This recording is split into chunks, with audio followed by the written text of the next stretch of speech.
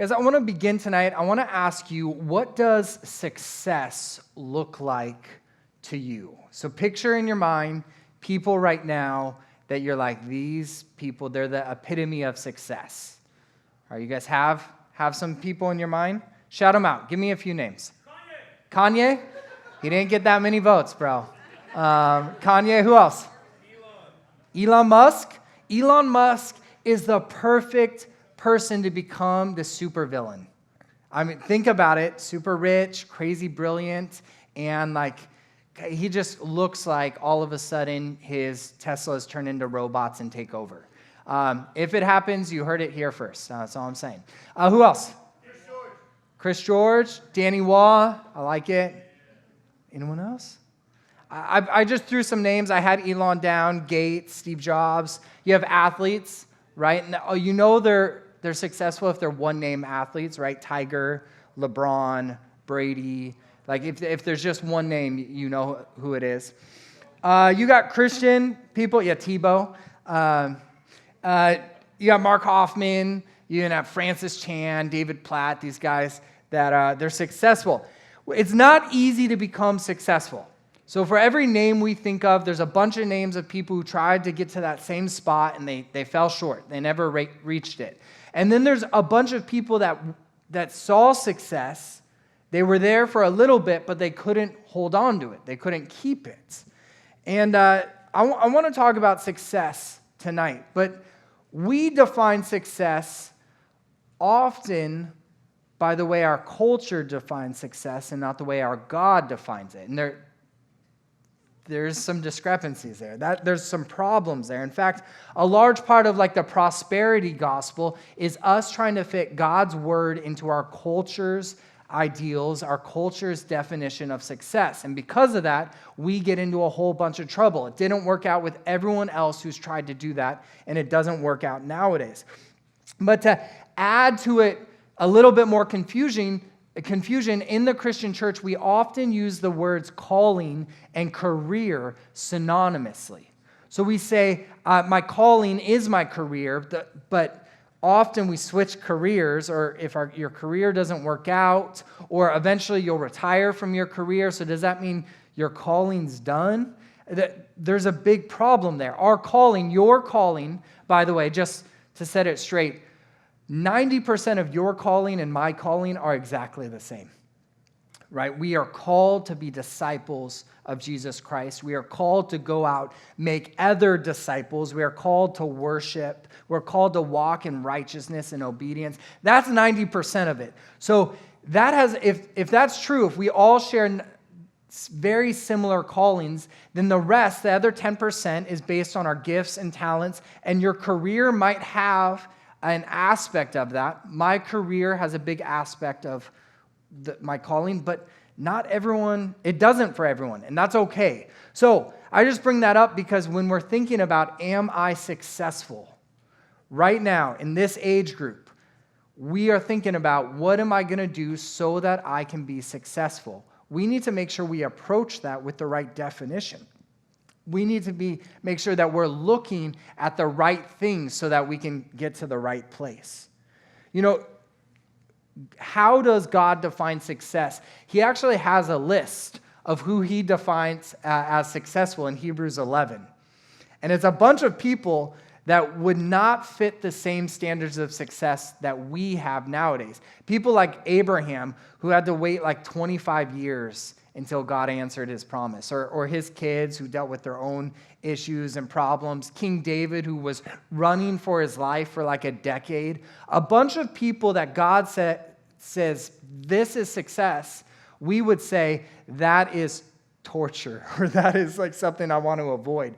But tonight, my hope is this, that we can look at a little bit of what God says is successful so that we can aim to step into that, to have that.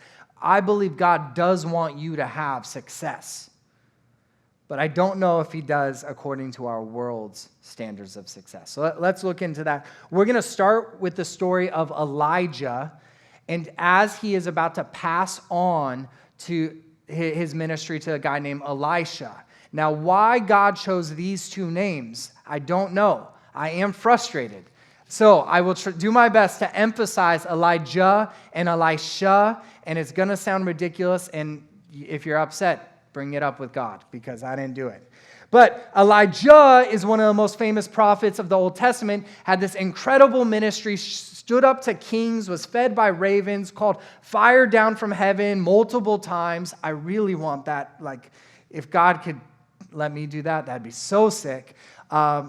I haven't, like the instances, I would do that in my mind, but they probably don't add up with God's. But anyways, God says you need to go find a successor, and God leads him to this guy, Elisha. And I want to read where this happens. 1 Kings 19:19, if you guys could put it up there. It says, he, Elijah, departed from there and found Elisha, the son of Shaphat, while he was plowing with 12 pairs of oxen before him, and he was with the 12th. And Elijah passed over him, and he has this mantle. It's kind of like a blankie over his shoulders. And he's just walking by, and it says he threw his mantle over him, and he left the oxen and ran, and he threw his mantle over Elisha. Elisha left the oxen and ran after Elijah and said, please let me kiss my father and mother, then I will follow you. And he said to him, go back again, for what have I done to you? So he returned from following him, took a pair of oxen, sacrificed them, and boiled their flesh with the implements of the oxen, meaning with the plow, and gave it to the people, and they ate. Then he arose and followed Elijah and ministered to him. Lord, I pray you would give us wisdom in understanding everything that just happened. This is a weird picture. He's plowing. He's on the back of these like two oxen, which are just these like big cows, right? Big beasts. And all of a sudden, as he's plowing, one of the greatest prophets of the Old Testament comes over and throws his mantle over him. And I'm picturing Elisha covered in sweat and dirt. And then all of a sudden, he can't see anything. It's just like, who turned off the lights? And so he peels his blanket off, and he sees this great prophet just walking away like nothing happened. Like Elijah's just too cool. And so he's like, figures out what's happening, looks at his mantle, realizes what's going on, and jumps off the plow and runs and catches up to Elijah. And I want to figure out, like, why did God call Elisha, and how could Elisha be in a place where he could just that quickly respond and go that quickly, run, catch up with Elijah and say, okay, I want to follow you. I want to become this next prophet. Let me just say peace out to my parents. Let me go say bye. And it was just that immediate. How do we get to a place like that? But more than that, why did God pick Elisha in the first place? So I want to go back. I want to break it down. In verse 19, let's just read that one verse real quick. It says, he departed from there. He found Elisha, the son of Shaphat, while he was plowing with 12 pairs of oxen before him, and he was with the 12th. Right there, what we find out is Elisha was a pretty dang successful farmer. Now, a pair of oxen, an acre of land, the way you measure what an acre of land is originally was an acre is what two oxen or a pair of oxen could plow that much land in one day. So if you have 12 pairs of oxen, then in one day you could plow 12 acres of land. So let's just imagine, I can't say for sure, but let's just imagine Elisha used these oxen for only 2 weeks of the year. That means he has 144 acres of land, right? 12 pairs for 12 days. That would be equivalent to if you go to Parkway Plaza and you go from Applebee's all the way to the parking lot on the other side of Walmart, that much land, double it. And that's 144 acres. It's actually a little less. That is a lot of land. Now, if you have that much land, that means you have workers. You have people helping you. So what is Elisha doing? If you have all these people out that can work for you because you have a lot of land, because you're successful, shouldn't you be like inside drinking coffee and just like taking it easy? But we see a few things here. We know Elisha was successful. He did well at what he had, and he was humble and a hard worker because he was out there doing the work in the middle of the day with all this success, right? Is that, you guys, I'm not assuming too much there, am I? You guys with me?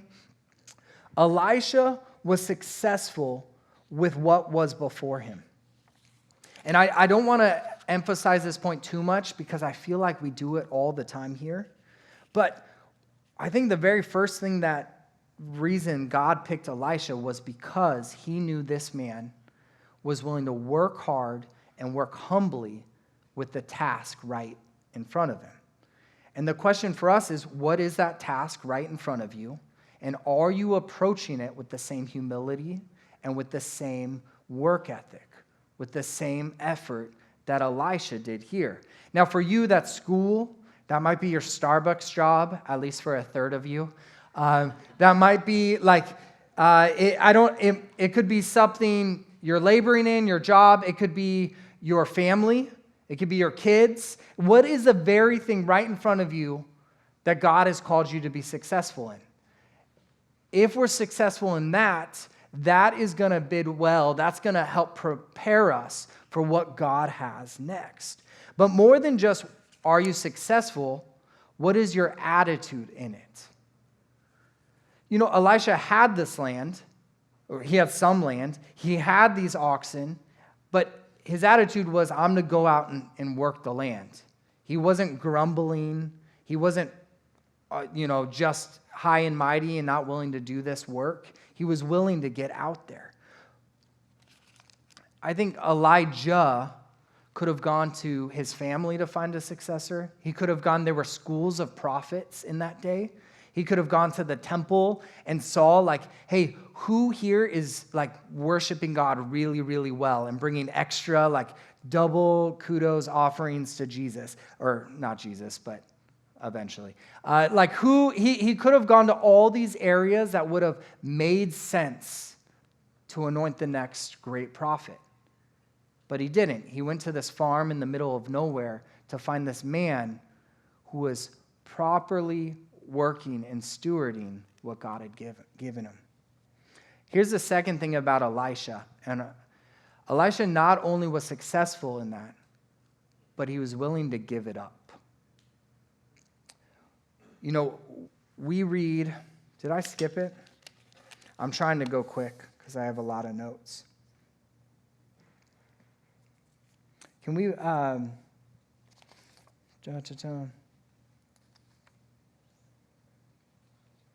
let's go ahead and read the next verse. It says in verse 21, actually. He returned from following him, and he took a pair of oxen and sacrificed them. He boiled their flesh, and then with the implements, again with the plow, he gave it to the people, and they ate. There's another translation I want to read, the NLT. It says, so Elisha returned to his oxen and slaughtered them. He used the wood from the plow to build a fire to roast their flesh. Sounds a little better and more appetizing. He passed around the meat to the townspeople, and they all ate. And then he went with Elijah, his assistant. Why is it so important that he left it so quickly? Well, he understood at first if he was going to be successful at what God had given him, that's going to put him in a place to bless where he will be able to receive blessing and he could bless others. You can, I think, safely assume that people under Elisha were blessed. But then knowing that he could give it up, when he released it, it allowed for promotion for him and for others. It provided a place for other people to come in, but then it provided a place where God was able to call him out. He was able to do this because he understood what stewardship is. And tonight, what I want to title this message is just Elisha's secret to success. And the first secret is he understood what it meant to be a steward. Now, a definition of stewardship, I'm going to put it up there, is this. Stewardship is utilizing and managing all resources God provides for the glory of God and the betterment of his creation. Let me explain it this way. If you drive in my car, I'm going to pick you up. I'm going to have you, you'll open the passenger door, and then I will tell you that you can step on all the trash that is at the feet of my passenger's seat. It just lives there. There's always trash there. I mean, if I clean it, it's clean for a good 3 hours, and then there's more trash there. And so it's just that's the way it is. But if my car breaks down and you let me borrow your car, I will not put trash there, right? Because it's not mine. In fact, I will return it. It'll be cleaner than when I got it, and the gas will be at least as full as when I borrowed it, maybe a little bit more, depending on how much money is in my bank account, right? So I'm going to take care of it because I recognize it is not mine. You're letting me borrow it. But I can tell a lot about you on how you borrowed the church vans around here. And I could tell you horror stories of people who borrow the church vans, and they're not one person's, they're the church's, and so they just treat them like garbage. And I've gone out to church vans and seen trash everywhere. I've seen spills on the floor. I've sat down in the seats wet, and you don't even know what's going on there. I mean, it's just gross. I've seen people leave it unlocked, leave doors open, leave lights on, leave all you just name it. I've actually seen people paint church vans like they're their own. It's this is the idea of stewardship, where we recognize that what we have, everything you have, all of it, your bank account, your car, your career, your health, your family, your shoes, your clothes, your bike, your skills, your talents, all of it, it is God's. And He has given it to us to steward, to take care of for the betterment of His kingdom, of His creation, and for His glory. Now, when we understand that, it's going to do two things. And Elisha understood this well. It's going to mean we're going to take care of it while we have it. But then we're going to be willing to let go of it when God says it's His. We're going to be willing to let go of it if God says, I have something different for you. Are we going to own who the Lord has called us to be, the success that God has for us, or are we going to own the way we think we should get there? Right? We can make an idol of the latter. When we own what we're meant to steward, we remove God's involvement in it. So what Elisha does here is just crazy. He takes 2 oxen, and here's all the things we could say, he could have sold them and made money. He could have given them to someone else who needed them. He could have done all this stuff. But he goes and he sacrifices these 2 oxen. He uses the plow as wood. It's not like there wasn't any other wood around. I think it's safe to assume he could have found something else to make a bonfire. Elijah didn't tell him he had to do this. But what he was saying is, God, I trust you so much that I'm going to make it really hard to go back to the way things were. And this wasn't mine in the first place.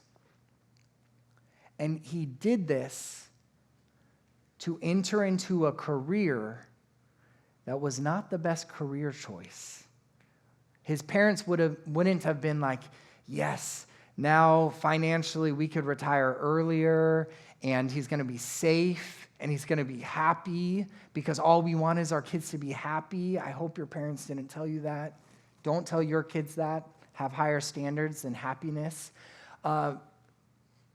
He entered into the career of a prophet.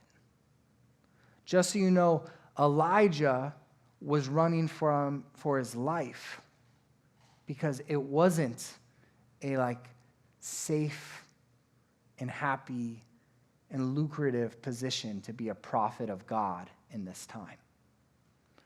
So he leaves a career where he has this land and he has this success by the world's standards to enter into a career that was successful by God's standards, but not the world's. For Elisha to be successful by God's standards, it meant letting go of the world's standards of success. What does success look like to you? And who has defined that? The world or God?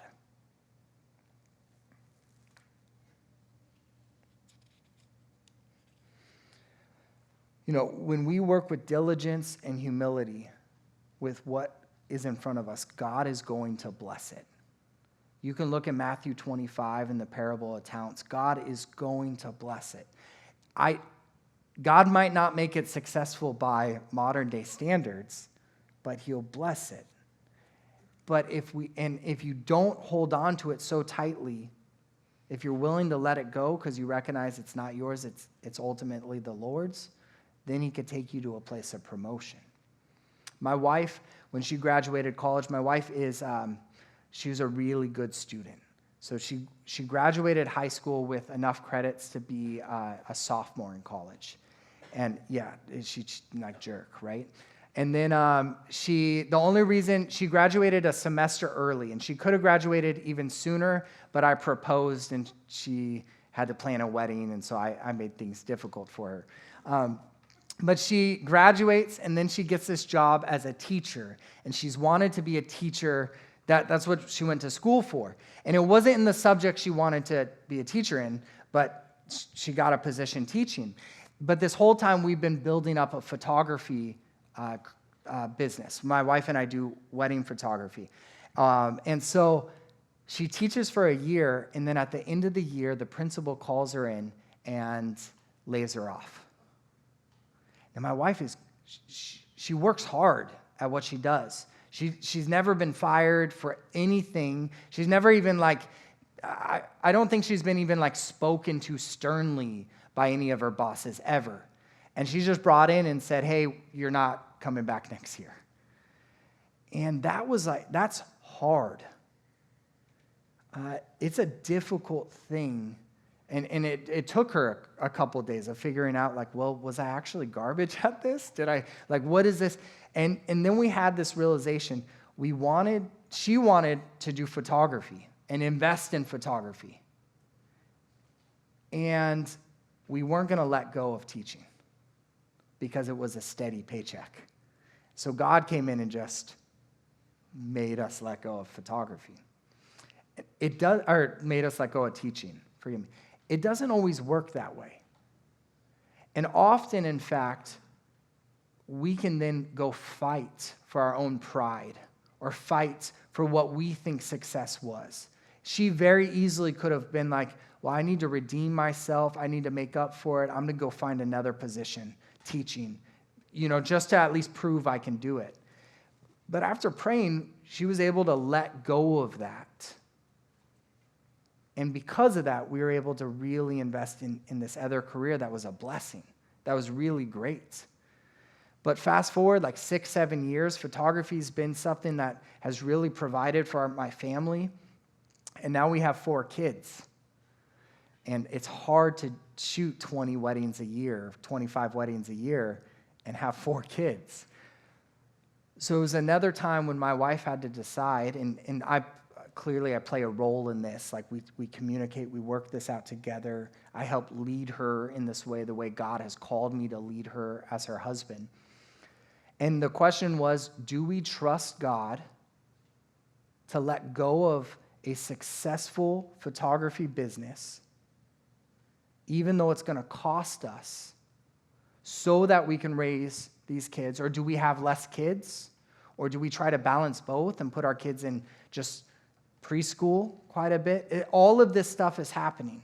And I bring it up because what we had to decide was, what does success look like according to God for our family? And I've seen a lot of people have success,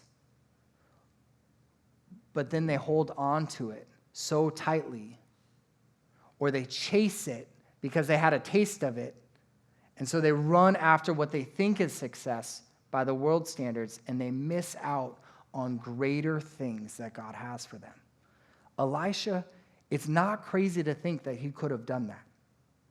He could have taken that mantle off and said, I have a really good thing going right here. And it's secure, and it's safe, and it's successful. But he was a steward of that. He didn't own it.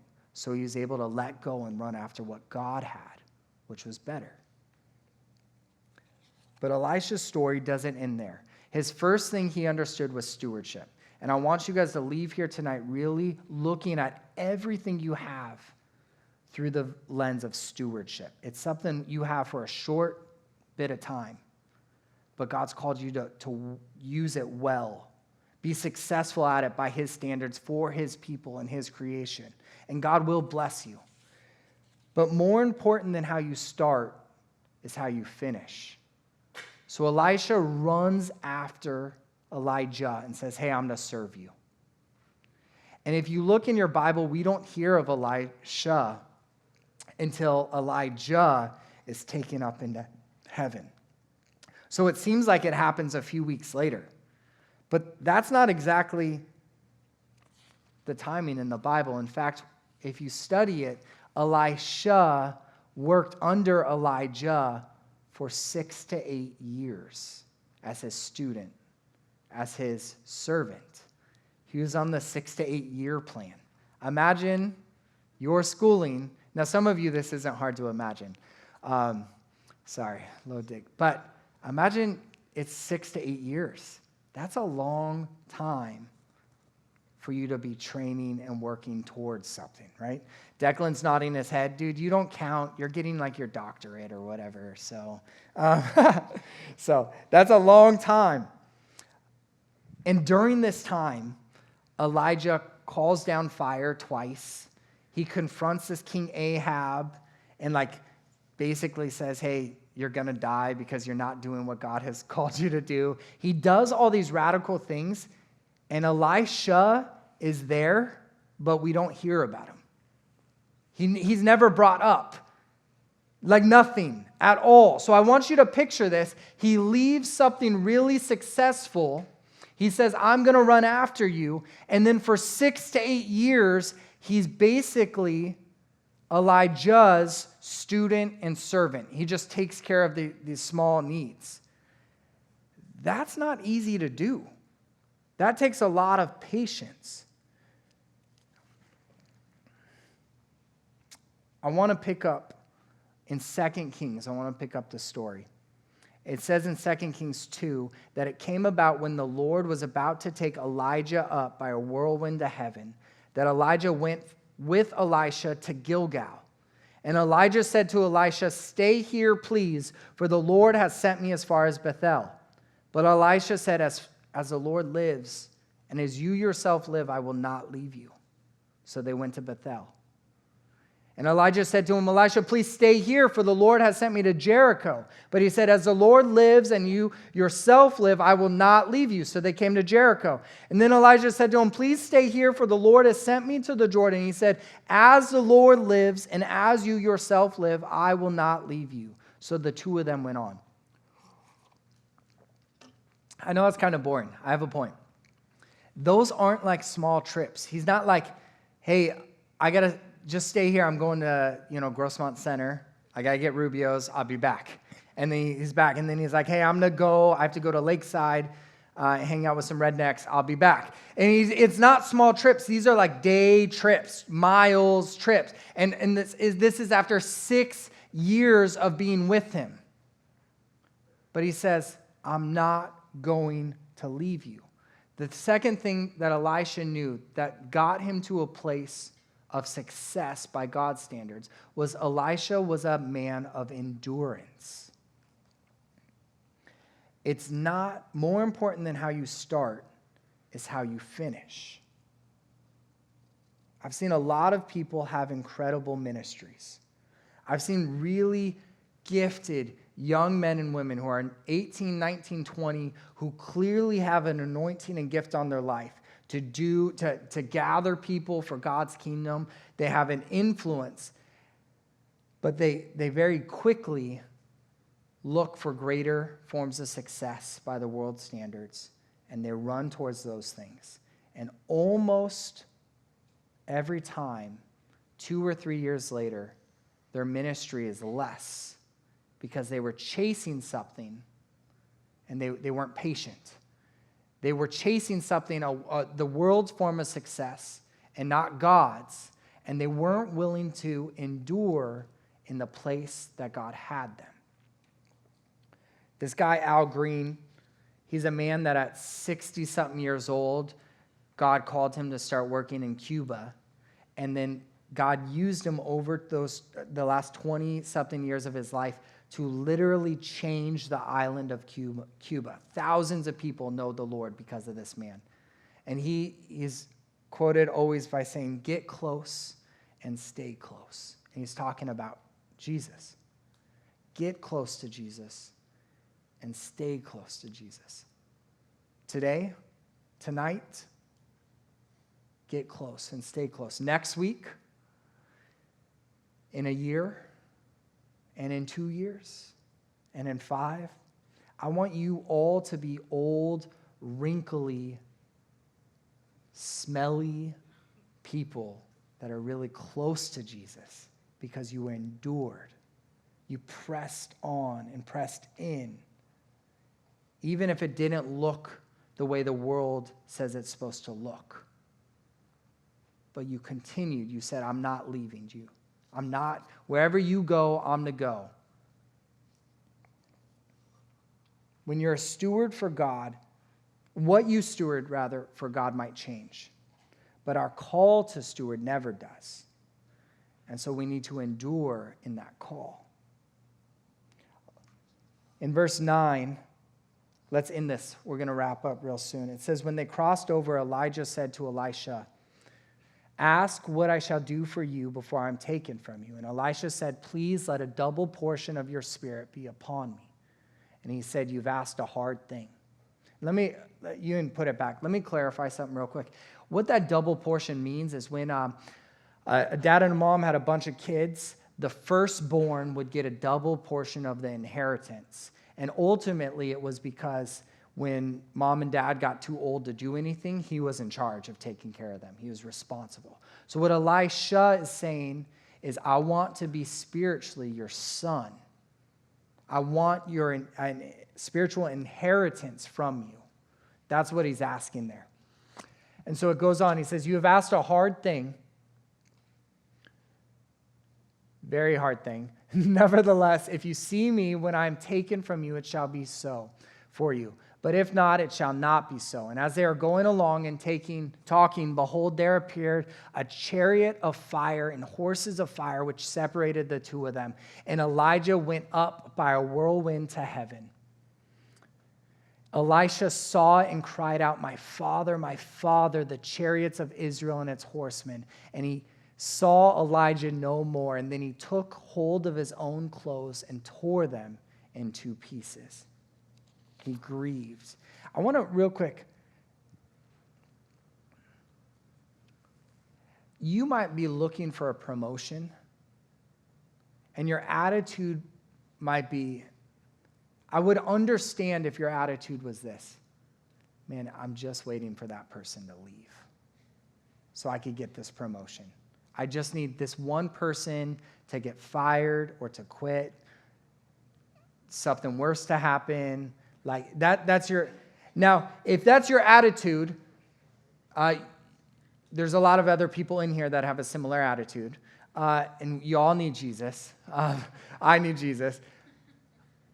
But now just imagine you've been working towards that position for 6 years, maybe 8 years.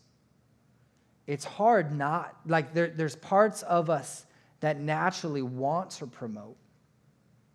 And it's easy for us to get to this attitude where we're grumbling. And Elisha here sees Elijah taken up, and his response isn't, thank the Lord, finally, that guy's gone. But he mourns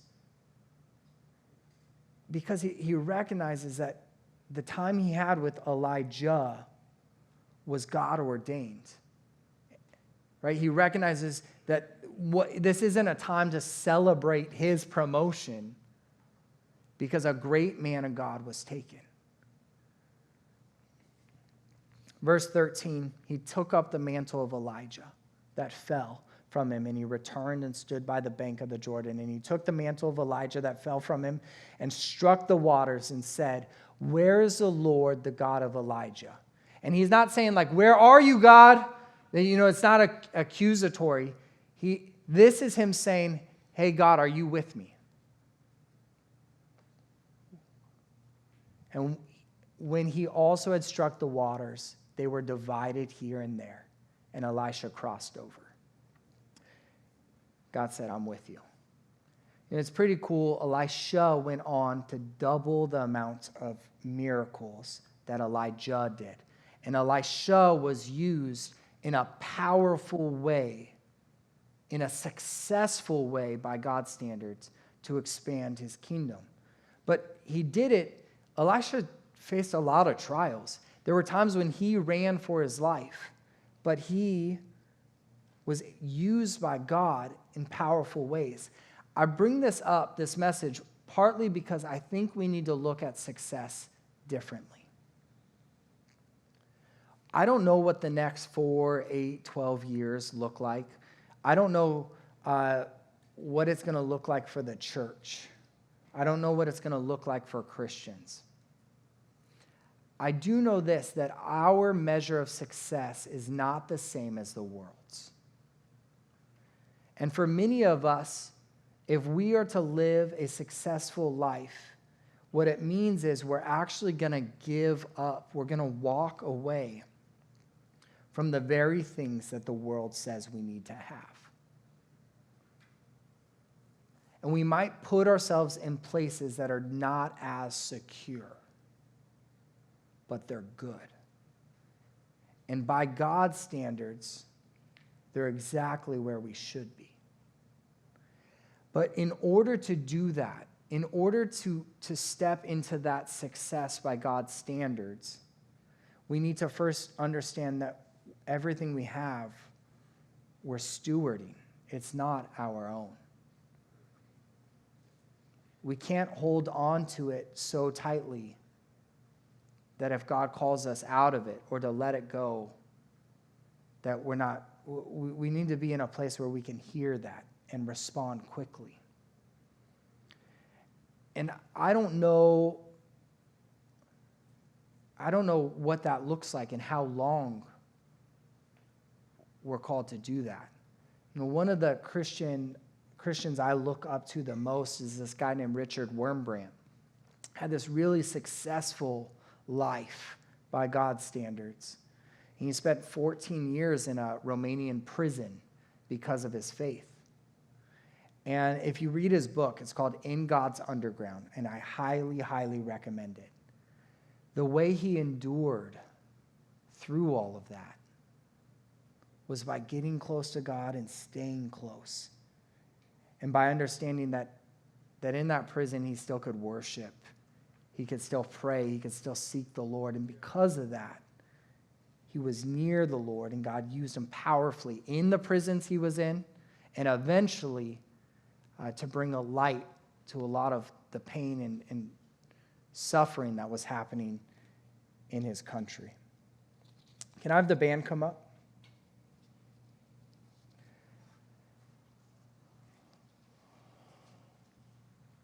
Elisha understood stewardship in such a way that he worked hard to make what was in front of him prosperous, and then he was able to let it go.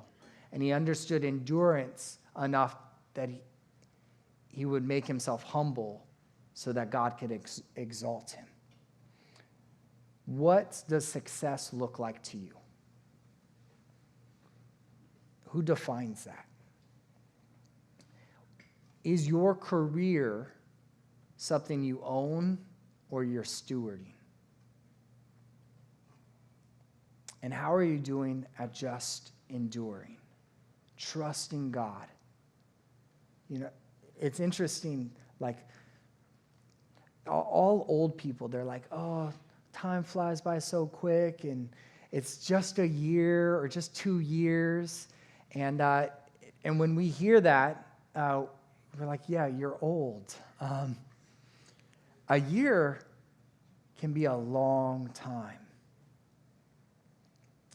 But the things we work for when we're stewards are eternal. When we steward them well, we're going to reap eternal success and blessing. And it might look very different while we're here on earth, but it's good. And it's worth it. So will you guys bow your heads? We can hit the lights.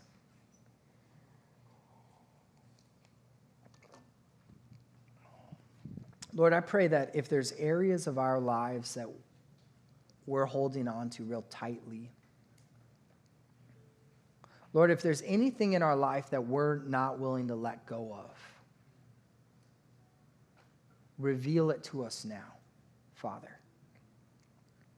If there's something that if you took this, it would shake our faith. If you took this, it would make us question you. God, may you reveal those things right now to us. And then, Jesus, I pray you would help us to let these things go, to trust you as a rightful owner of them.